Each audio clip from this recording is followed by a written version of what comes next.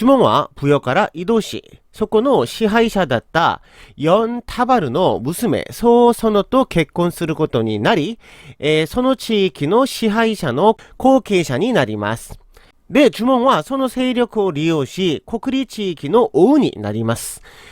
で、ただし、ヨンタバルの娘、ソソノとの間には子供がいなかったんですが、実際ソソノは死別経験がありまして、その人の間で息子2人がいたんです。1人はビリュウ、1人はオンジョ。呪文はこの2人は自分の本当の息子ではないけれども、本当の息子のように大事にしていたそうです。ただし、いろんな記録を見てみると、ある記録では実際この2人は呪文の息子だったという記録もありますので、一旦あくまでこれは参考してくださいね。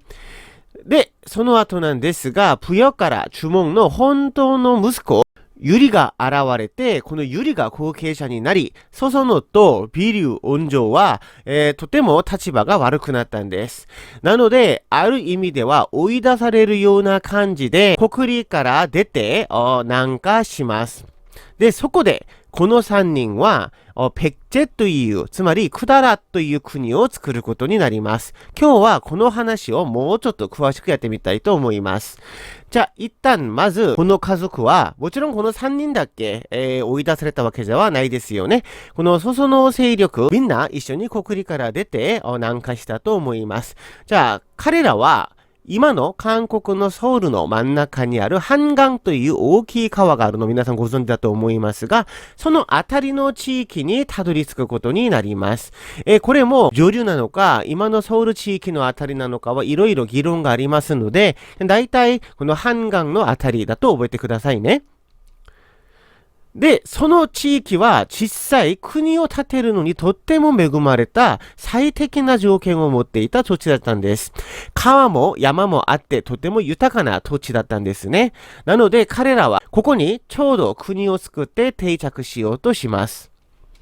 もちろん家臣たちもいろいろ見てからここで国を作ることを提案するということで、ここからペッチェの歴史が始まるかと思ったら、しかし、なぜか、長男のビリュの考えは少し違ったようです。家臣たちもみんなここで国を作った方がいいと言っているんですが、ビリュはなぜかしらここで、俺は海沿いに定着すると言い出すんです。じゃあ、それによって、兄弟は離れてしまい、それぞれの自分たちの国を作ることになります。ビリュは、インチョン空港ご存知ですよね。そのインチョン空港あたりに行って、そこで国を作ります。そして、オンジョとソソノたちは今のソウルの近辺に定着して、そこで国を作ります。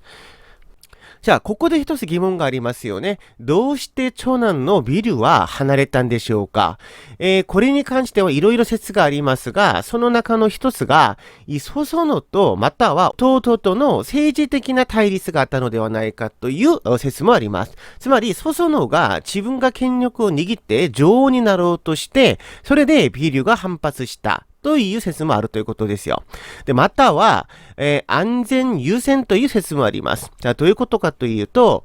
当時、朝鮮半島にもいろんな部族国家があったんです。大きい規模の国家はなかったんですが、こうやってマハン、チンハン、ピョンハン、ナンナン郡といって、そして東映という国があったんです。で、先ほど皆さんこれを気づいたかもしれませんが、このハンガンあたりはとても国を作るのにいい地域なのに、どうしてこのピリュとオンジョたちが定着できたのかと言ったら、おそらくこの周りの国全体がこっちを奪い取るためにずっと戦いをしてたんじゃないかなという説があるということなんですよね。あまりにも周りの国が多くて、この一番いい土地をお互い取るためにずっと戦い続けていた。そのタイミングでピリュとオンジョが入ったということなんですよ。そうした場合は、ピリュとしては、やっぱりこの地域はとってもいいいい地域ではありますが、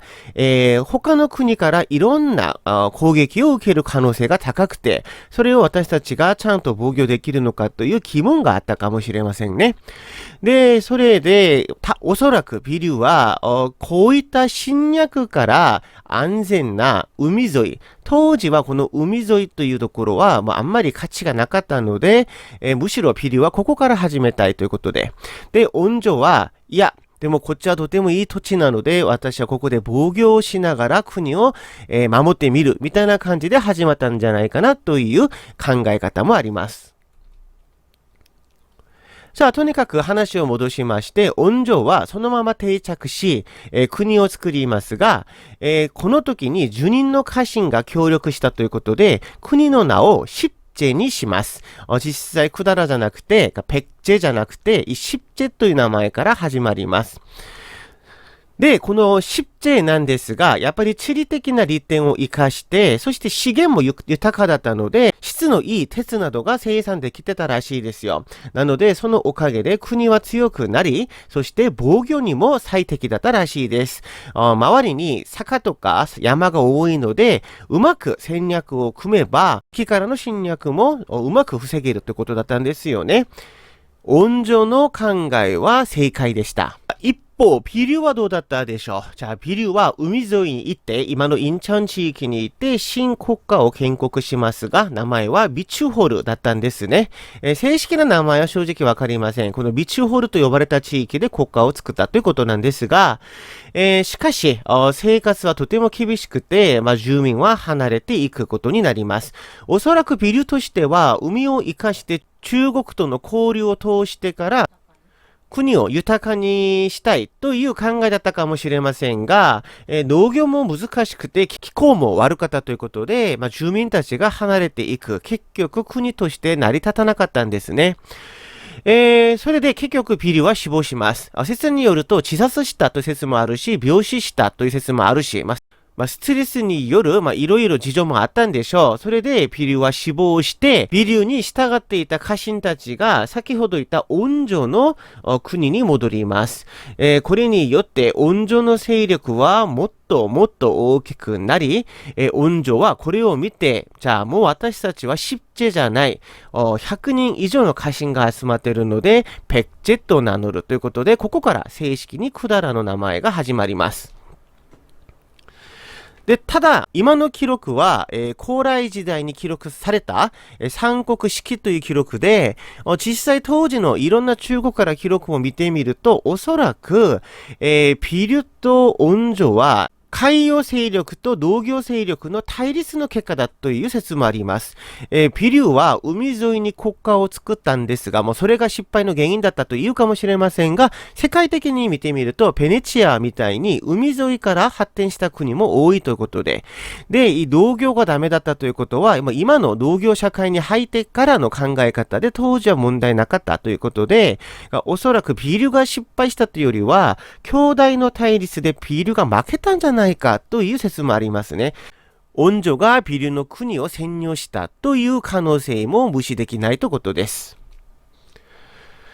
じゃあ、とにかくこれによってペッチェという国が歴史の舞台に現れることになります。その後、ペッチェは周りの国々を吸収して拡張し、国利並みの強い国に発展します。ただ、皆さんもご存知だと思いますが、ペッチェという国はその最初から国利とあまりいい気持ちで始まったわけではないので、その後、国利と戦争を繰り返す歴史が始まります。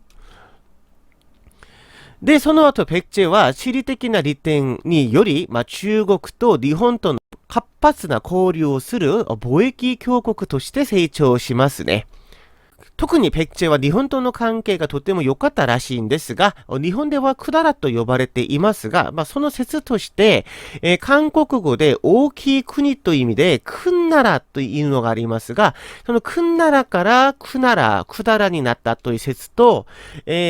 ペッチェの2番目の首都が、ウンジンという地域がありますが、当時はイコンナルと呼んだらしいです。イコンナルから、皆さんも私の動画見たらわかると思いますが、クマという意味は、韓国語ではコン、つまり日本語ではクマじゃないですか。なので日本語ではクマナル、これがクダラになったという説もあります。で、または、日本との交流に使用された港の名前、右下の地図見てみたらこの辺りですが、ここをクドゥレということで、クドゥレからクダラになったという説もあります。とにかく、これによって、日本ととっても仲が良かった、ペクチェの歴史が始まることになります。じゃあ今日はここまでです。実際はリクエストがあって、次の動画の予定は風の国だったんですが、このタイミングで皆さん、ソソノはどうなりましたかと気になると思います。なので、一旦来週はソソノの話をしてから、その後、国立とクダラの、戦争の歴史の間の有名な人物を紹介してみたいと思います。じゃあ今日も聞いてくれて진짜こんばんはよ。여러분、 안녕。